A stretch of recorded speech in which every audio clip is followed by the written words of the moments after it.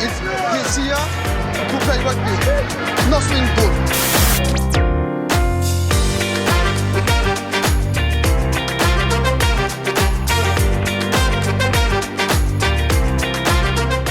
Tous et bienvenue dans ce nouvel épisode du Hurrah Rugby. Aujourd'hui on va débriefer la 13e journée du top 14. Il y a eu quelques surprises, notamment la victoire de Stade Français dans les 10 dernières minutes à l'UBB sans ses internationaux, enfin les internationaux de la ligne de 3/4. Oyonnax qui a failli faire un coup à Bayonne en ayant mené quasiment 14-3, je crois, un truc comme ça.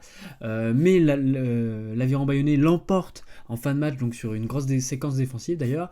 L'ASM qui aussi l'emporte de justesse, vraiment avec un contre en touche à la dernière minute, même pas à la dernière minute, en prolongation. Gros coup des hommes de Christophe Urios, vous l'avez vu sur la miniature. Urios doit être très très content. L'ASM version 2024, c'est peut-être la petite surprise. Il a peut-être joué la 6ème place pour la qualif. Lou se rassure face à l'USAP qui recevra le Racing la semaine prochaine. Montpellier confirme face à la section paloise qui prend quand même le bonus offensif. C'était globalement assez chaud. Le MHR qui gagne grâce à un essai d'Arthur Vincent.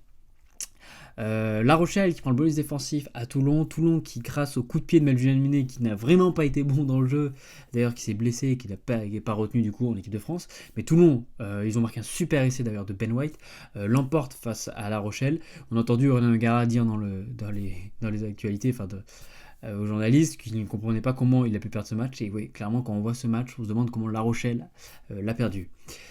Et hier soir se jouait le Racing Toulouse, et ouais, Toulouse qui a enflammé l'arena sur ce synthétique. C'était plutôt impressionnant avec un Dupont vraiment en forme, mais pas que Dupont, un Blackingham qui vraiment est une recrue super intéressante, mais ce n'est pas le cas de Lolala, le pilier droit d'ailleurs.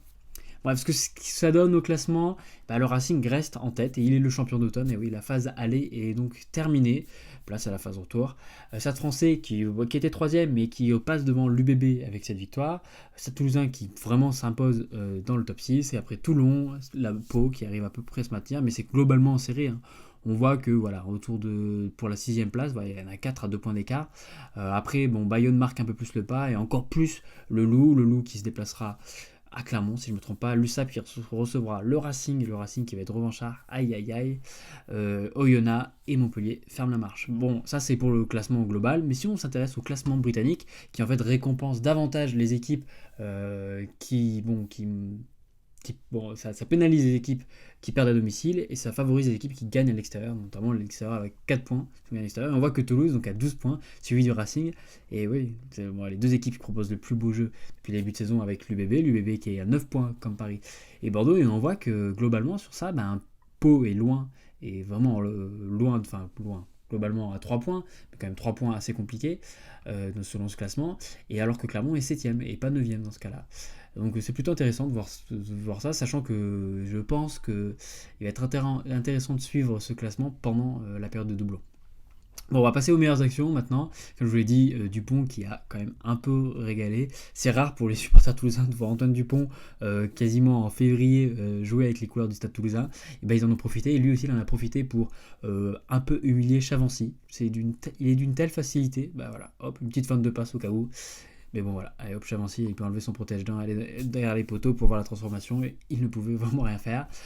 Je vous ai parlé de la victoire dans les fins de match du Stade Français à l'UBB, mais regardez ça, le coup de poignard. D'habitude c'est Damien Penaud qui marque ce genre d'essai, mais là, Diaby qui donne à Abadi, et là, la sautée de Tapouaï, allez hop, direct dans les bras d'Ahmed. Je crois qu'Ahmed en plus était un ancien espoir de l'UBB, qui a crucifié l'UBB d'ailleurs, et voilà, ça finit sur ce score.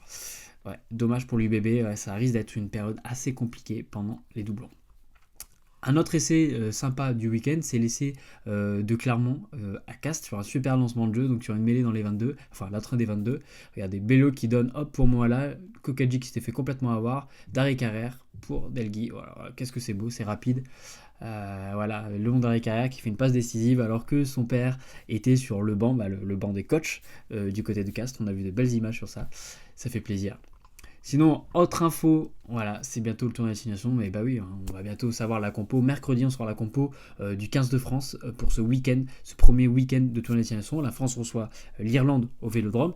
Et ce qu'on a vu, parce que les journalistes de Rubirama nous ont annoncé, c'est que Yoram Moefana s'entraînait au poste d'ailier. Et il est censé être titulaire à l'aile, à la place de Louis Bielbarré.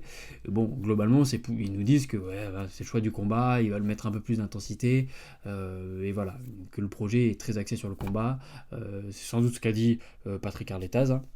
Et la compo probable, donc c'est Ramos, Penaud, Danti, Ficou, Moefana. Bah, plutôt du classique, on avait déjà vu ça l'année où on avait gagné le tour de destination, donc en 2022. Bon, la différence, c'est la charnière. Bah, on n'a plus Dupont et Tamac, mais c'est Lucu Jalibert. Bah, c'est quand même la charnière la plus en forme actuellement.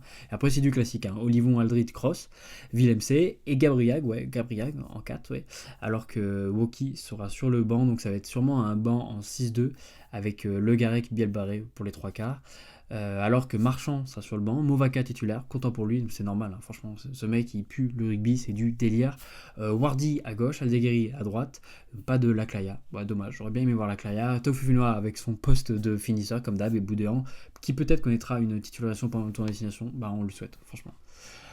Sinon, au niveau des transferts, donc on en avait parlé, mais Pitaki a prolongé du côté de Toulouse jusqu'en 2026, d'ailleurs il a fait un super match hier, un peu contrasté, mais vraiment plutôt un gros match. John Hill qui s'est blessé au genou ne viendra pas du côté du Loup pour remplacer son compatriote anglais Joel Poku, mais il paraît que le Loup est quand même positionné sur Rossi Touma qui a fait un bon match, qui a marqué un doublé je crois avec Exeter chez les Saracens ce week-end. Au niveau du Racing, on a appris donc c'est fait donc le jeune demi-mêlée le jeune talonneur de Clermont là, qui est un espoir qui a été lancé par Christophe Furios, Robin Couli débarquera de Clermont du côté du Racing, mais ils ont aussi signé un mec, Diego Escobar. Franchement, je connaissais pas avant de lire là, qui soi-disant avait été repéré et avait impressionné lors de la dernière Coupe du Monde.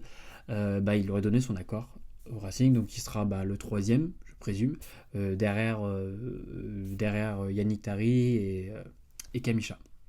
Donc Bayonne, on avait parlé du second ligne, Alexander Moon qui va arriver. Clermont se sépare de Johan Bergay qui, bien sûr, comme ses compères de Lopez et Itiria, rejoint le Pays Basque. Truc intéressant, on avait parlé qu'il y aurait peut-être un échange entre Garbici et Tolufua. Ça a été démenti dans la presse par un communiqué de Toulon. D'ailleurs, c'est un communiqué qui a bien fait rire Patrice Colazo, qui connaît bien la maison toulonnaise, enfin qui est du Montpellier, mais qui connaît bien Toulon, et qui a dit que bon, c'était bizarre, alors que le MHR travaillait encore sur la venue de Tolufua. Bon, ce sera sûrement pour la saison prochaine, si c'est pas maintenant. Sinon, grosse info, on nous annonce qu'on avait parlé il y a quelques temps que Yohan Tanga va quitter sans doute La Rochelle. En même temps, il est un peu barré par Botia, maintenant Concorier et Aldrit au poste de numéro 8. Et du coup, il devrait rejoindre le Stade français qui a Abel Kufner, mais Abel Kufner a été approché par l'Aviron Bayonnais. L'Aviron Bayonnais qui va aussi perdre Pierre Huguet qui va rejoindre lui le Stade français. Donc c'est un peu un échange de bons procédés. Et de ce qu'on a appris, la grosse news, c'est que Courtney Lodge, on en avait parlé, il avait visité Provence, Toulon, je crois, et Brive, et il paraît que c'est Brive qui est vraiment les plus agressifs sur le dossier. Sûrement un gros contrat. En tout cas, ça serait un super coup pour les Coujous. On leur souhaite parce que ça ferait vraiment plaisir pour, je crois que c'est la dernière saison de Saïd Reich, quand même un peu un remplaçant de luxe du côté de Brive. Bon voilà, c'est tout pour aujourd'hui. Juste finir sur une petite phrase qu'on a vue dans la presse de Finn Russell. Finn Russell qui, en parlant d'Owen Farrell, tout le monde le voit comme un 10 qui joue au pied, mais il a aussi un très bon jeu d'attaque. Ouais, tu m'étonnes, il est costaud le gazier. Il sera une très bonne recrue pour eux. Owen sera très bien, il correspondra très bien à leur style de jeu qui est de grande qualité. Ouais, très classe de Finn Russell. Finn Russell qui s'était inscrit dans la longue lignée des grands numéros 10 ayant porté le maillot du Racing. Et maintenant, celui qui prend sa relève, il y avait Antoine Gibert, bien sûr, qui va peut-être devenir un grand, on lui souhaite, mais il y aura un Owen Farrell. Voilà, c'est tout pour aujourd'hui. On se revoit mercredi pour parler de la composition du 15 de France face à l'Irlande. Vraiment hâte de voir cette compo, même s'il n'y aura pas trop de surprises, à part peut-être Moefana. Et on reparlera aussi du top 14. D'ici là, prenez soin de vous. Abonnez-vous, mettez un commentaire, dites-moi ce que vous pensez des recrues, des résultats, des transferts, de la composition. N'oubliez pas de liker cette vidéo et on se voit mercredi. Ciao.